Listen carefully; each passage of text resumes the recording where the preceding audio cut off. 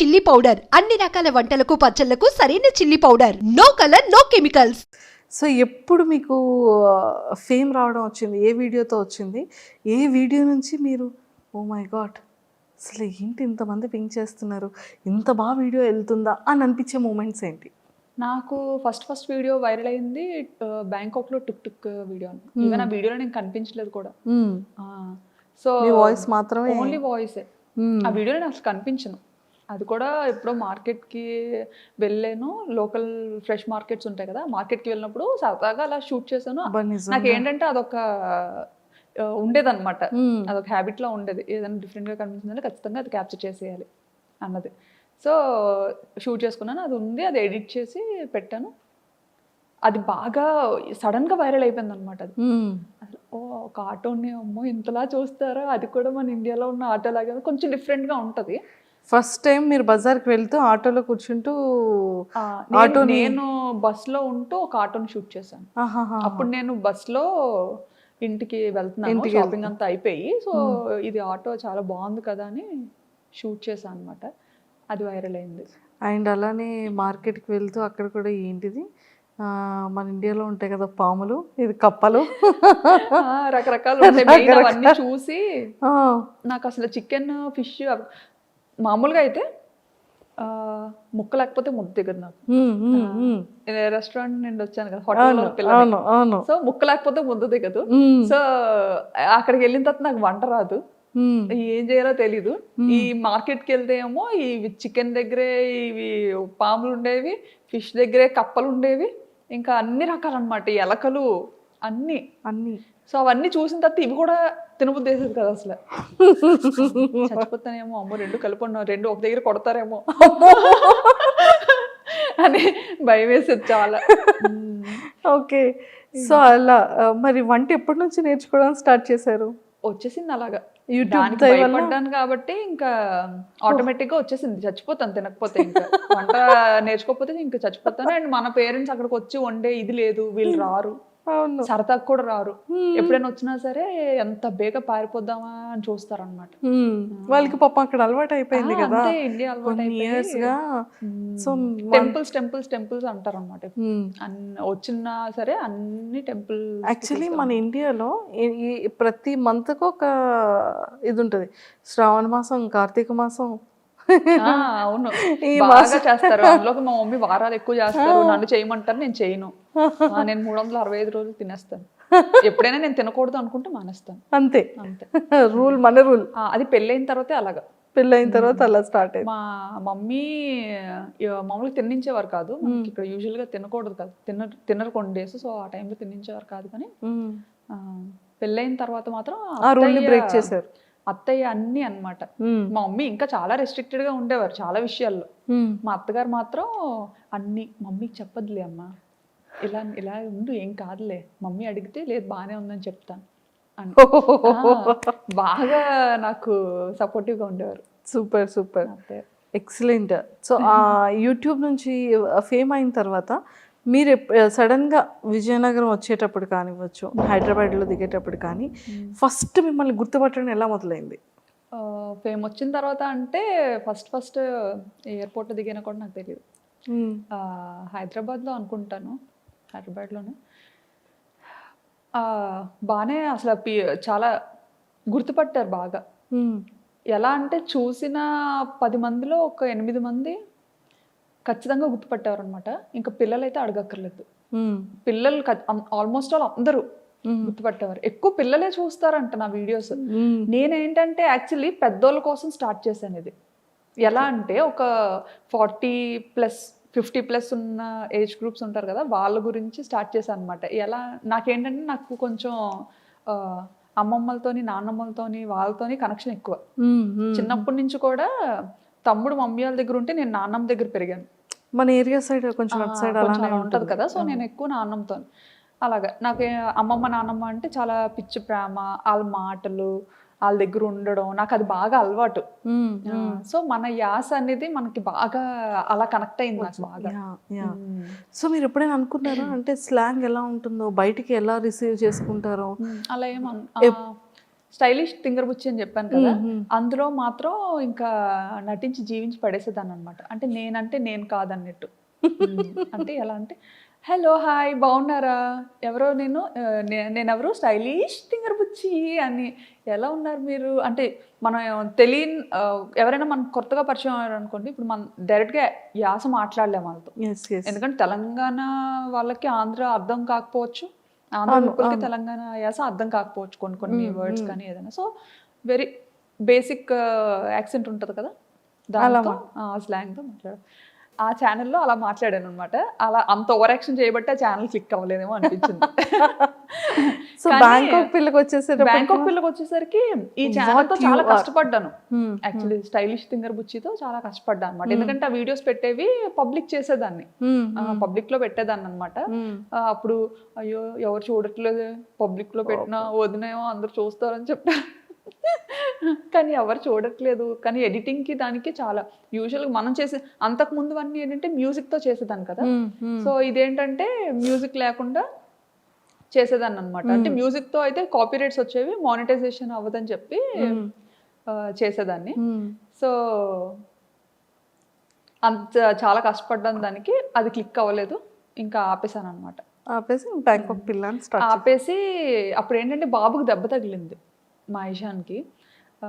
వాడేంటంటే నేను పాపని రెడీ చేస్తున్న టైంలో సోఫాలో కూర్చొని పాపకి జడేస్తున్న టైంలో చాలా చిన్నగా ఉండేవాడు అనమాట. కోవిడ్ టైము, కోవిడ్ వల్ల తగిలేసిందని అనుకోవచ్చు. ఇంకా ఎలా అంటే మామూలుగా పిల్లలతో ఉండేటప్పుడు మాకు అలవాటు ఏంటంటే ఇంటి పట్టున ఉండడం అలవాట్లేదు. నా దగ్గర నాకు ఒక అంతటా కాలు ఆడవు, ఓ దగ్గర కూర్చోవడం అంటే నా పని కాదు. సో పిల్లలతో పాటే ఎప్పుడు ప్లే గ్రౌండ్లో ఉండేవాళ్ళం. మా కమ్యూనిటీలో ఒక ప్రైవేట్ ప్లే ఏరియా ఉండేది. సో 24 గంటలు అక్కడే ఉండేవాళ్ళం అనమాట. ఓన్లీ తినడానికి పడుకోవడానికి ఇంటికి వచ్చేవాళ్ళం. సో అక్కడే ఉండేవాళ్ళం, చాలా బాగుండేది. అలా ఆడించుకోండి. బాబుకి ఆట అలవాటు అయిపోయింది బాగా. పాప ఏంటంటే ఉంటే ఆడుతుంది, లేదంటే కామ్గా ఉంటుంది. ఆడపిల్ల ఎలా ఉంటే అలా ఉంటుంది. కానీ బాబు అలా కాదు, ఆటకు బాగా అలవాటు అయిపోయాడు అనమాట. ప్లే ఏరియాలో జంపింగ్ కానీ చాలా యాక్టివిటీస్ చేస్తూ అలవాటు అయిపోయాడు అప్పటి వరకు. సో ఆ కోవిడ్ టైంలో ఏంటంటే ఇంకా సడన్గా రెస్ట్రిక్షన్స్ రావడం, ఇంకా పార్క్ని కొంచెం క్లోజ్ చేయడం, అసలు కూర్చోడానికి కూడా ఏం లేకపోవడం, అసలు కిందకి అలో చేసేవారు కాదనమాట. వాడికి ఏంటంటే ఆట అలవాటు అయిపోయి ఇంట్లో ఆడుకోవడానికి అవ్వక, మగపిల్లలు అంటే ఆబ్వియస్లీ అన్నీ ఎక్కి జంప్ చేయడం అలాంటివన్నీ చేస్తుంటారు కదా. సో పాపకి నేను రెడీ చేస్తున్న టైంలో నా సోఫా వెనక నుంచి పైకి వెళ్ళి సోఫా పై నుంచి కిందకి దూకాడు. పక్కన కార్నర్లో వైఫై టేబుల్ ఒకటి ఉంటుంది అనమాట, కార్నర్ టేబుల్. అది షార్ప్గా ఉండేది, చిన్న రౌండ్ టేబులే. అసలు ఆ టేబుల్ తగులుతుందని కూడా ఎవరో అనుకోం. అక్కడి నుంచి పైన స్లిప్ అయిపోయాడో తెలియదు. అంటే నా బ్యాక్ సైడ్ ఉన్నాడు కదా, వాడు స్లిప్ అయిపోయాడో తెలియదు, అలా పడిపోయాడో తెలీదు. పడిపోగానే ఇంకా ముక్కు ఇలా కట్ అయిపోయింది అనమాట. ఇలా కట్ అయిపోయి ఇంక ఇలా వచ్చింది ముందుకి. అమ్మో.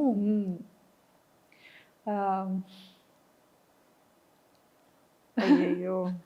ఇప్పుడంతా చాలా మంచిగా రికవరీ అయ్యాడు, మంచిగా సెట్ అయ్యాడు. ఆ టైంలో చాలా పాపం బాగా వరీ అయి ఉంటారు. అంటే ఆ పాపతో ఎప్పుడు నాకు దెబ్బలు తెలీదు, అది ఫస్ట్ టైం. అప్పుడు చాలా భయపడ్డాం. సో అలా బాబుకి ఇదైంది. సో ఆ టైంలో కొంచెం బాగా భయపడిపోయి ఇంకా అమ్మో ఏమైపోతుందో అని చాలా భయపడ్డాం అనమాట. భయపడి ఇంక వెంటనే పట్టుకొని పరిగెత్తాం బాబుని. పట్టుకొని పరిగెత్తే టైంలో, ఆ టైంలో ట్యాక్సీస్ కూడా దొరకడం చాలా కష్టం. అంటే కర్ఫ్యూ లాగా మనకి ఎలా ఇక్కడ పెట్టారో అక్కడ కూడా కొన్ని టైమింగ్స్లోనే బయటకి ఎలో చేసేవారు. సో మనకి పబ్లిక్ ట్రాన్స్పోర్ట్ కూడా చాలా తక్కువ అన్నమాట.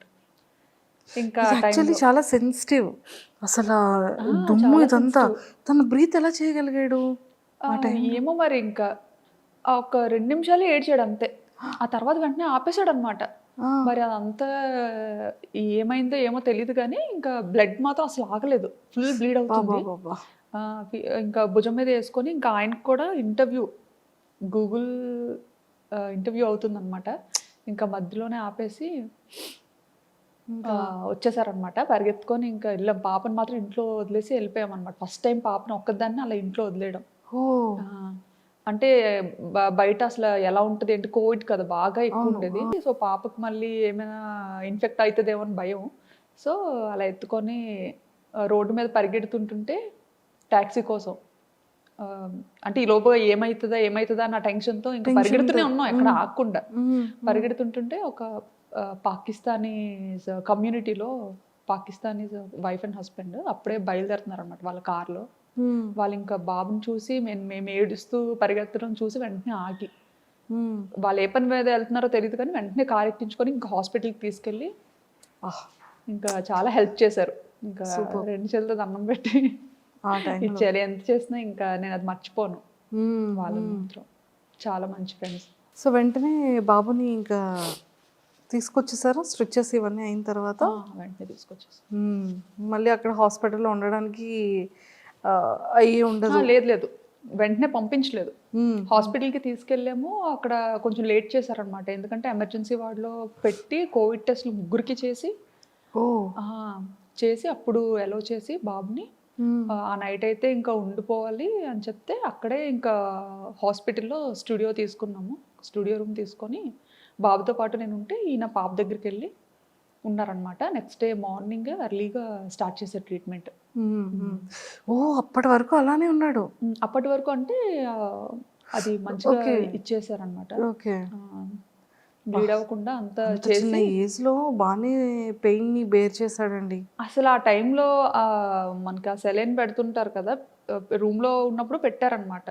పెట్టినప్పుడు కూడా అప్పుడైనా ఉండేవాడు కాదు. ఇంకా ఫుల్ గా రూమ్ లో తిరిగేయడం ఆడేయడం, అసలు ఎలా పట్టుకొని ఉండాలి అసలు ఇది ఇక్కడ బ్లీడింగ్ ఆపడానికి అని చెప్పి పెట్టారు. ఇంకా అది లాగేసుకుంటూ ఉండేవాడు. చిన్నోడేమో బాబు, ఒక 1.5 year ఉంటుందేమో అప్పుడు. అంతే బాబా. అప్పుడు కూడా చాలా చుక్కలు చూసాం కానీ పేరెంట్స్కి ఎవ్వరికి చెప్పలేదు. అత్తయ్య మామయ్యకి చెప్పలేదు, మమ్మీ డాడీకి చెప్పలేదు. ఎందుకంటే ఫ్లైట్స్ లేవు, ఇండియా వెళ్ళిపోవడానికి ఫ్లైట్ లేదు, డైరెక్ట్ ఫ్లైట్. వాళ్ళు రావడానికి సోర్స్, వాళ్ళు రావడానికి ఇది లేదు. మెయిన్ అప్పుడు ఏంటంటే అదే టైంలో మావయ్య చనిపోయారు అనమాట. అయ్యో. ఆ డిప్రెషన్లో కొంచెం అప్పటికి బాగా డిస్టర్బ్ అయి ఉన్నాం ఇద్దరం. ఆ టైంలో ఫ్లైట్స్ లేకపోవడం, అప్పటికప్పుడు చూడడానికి కూడా అవ్వలేదు, ఇండియా వెళ్ళడం అవ్వలేదు. చూసారా, లైఫ్ అనేది అంత సింపుల్ కాదు. అదే ఈ అప్ అండ్ డౌన్స్ చాలా చూసారు మీరు. అవును, చాలా చూసాం కదా.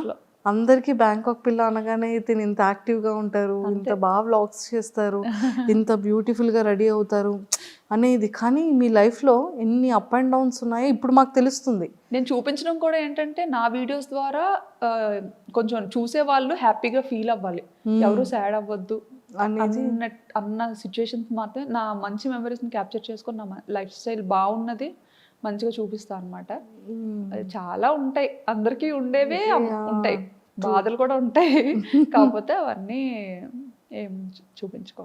ఓకే. సో అలా వచ్చింది.